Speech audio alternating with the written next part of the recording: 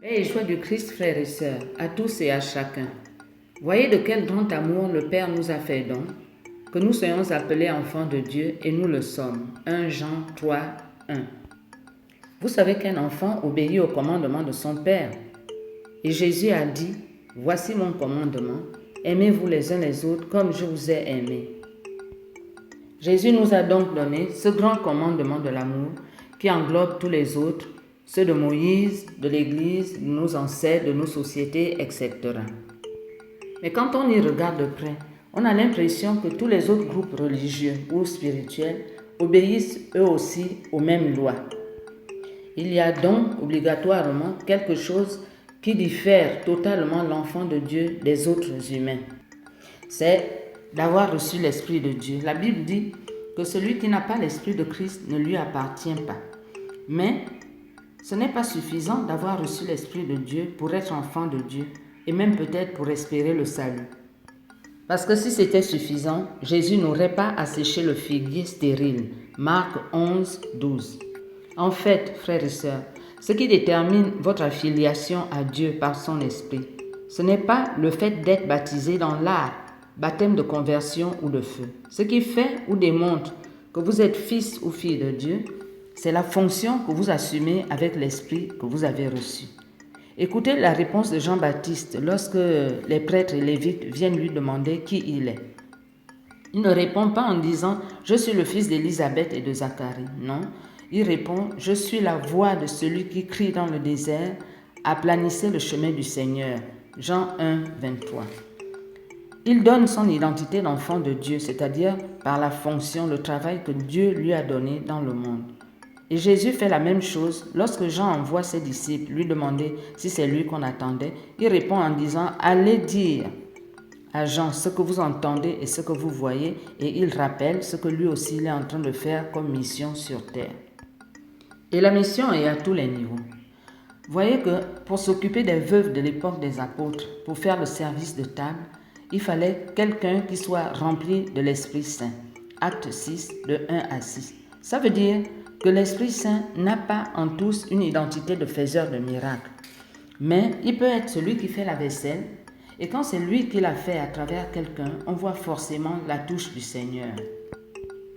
Vous devez certainement connaître des gens qui sont doués dans tel ou tel aspect de la vie ou telle activité. Cela vient de Dieu et il faut le leur dire, leur faire comprendre que c'est l'Esprit qui est à l'œuvre à travers eux et prendre l'habitude de les bénir pour ça. Amen. Mais tout le monde n'a pas la même mission, bien que toutes les missions soient également valables, parce que c'est Dieu qui les accomplit à travers les hommes. Parce que si tout le monde était prophète, on mangerait quoi? Dieu travaille heureusement autant chez son fils cultivateur ou pécheur que dans son fils prophète. Alléluia. Et c'est en forgeant qu'on devient forgeron. Cette phrase est une exhortation reçue du Seigneur. Supposons, frères et sœurs, que le Seigneur veuille que vous soyez boulanger. Alors, il va faire en sorte que vous aimiez la pâte, vous donner les mains, l'intelligence adéquate, etc. Bref, il va vous préparer à cette fonction pour le temps où il faudra l'exercer. Donc, tout au long de cette préparation, vous allez vous entraîner à devenir celui que vous devez être en Jésus-Christ, c'est-à-dire boulanger. Il faut donc non seulement avoir reçu l'Esprit, mais encore travailler pour le règne du Père. Frères et sœurs, où en êtes-vous?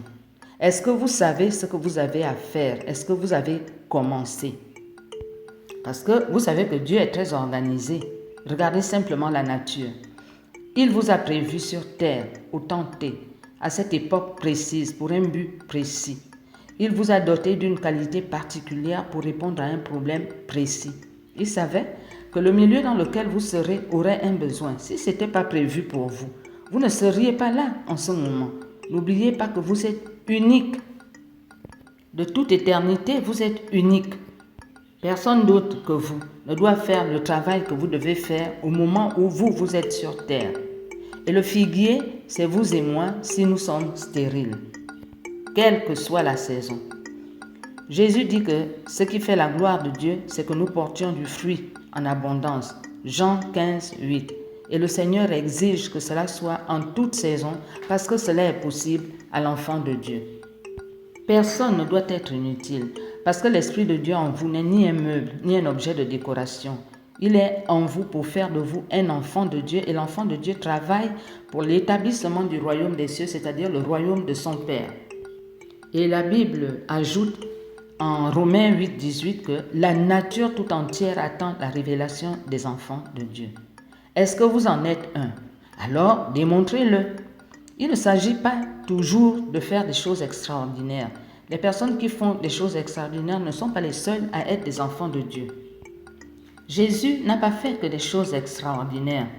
Quand ses parents ou les gens de son village disent que « Oh, n'est-ce pas là le fils de Joseph et de Marie ?» C'est parce qu'ils savaient que Jésus a vécu normalement. Ils l'ont vu vivre. Il n'y avait rien d'extraordinaire dans ce qu'il faisait. Donc, et tel doit être son esprit en vous parce que tel il était.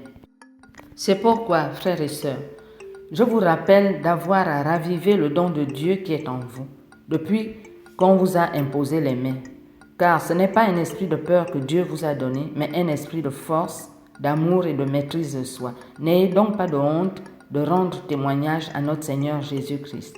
2 Timothée 1, de 6 à 8. Paix et joie du Christ. Amen.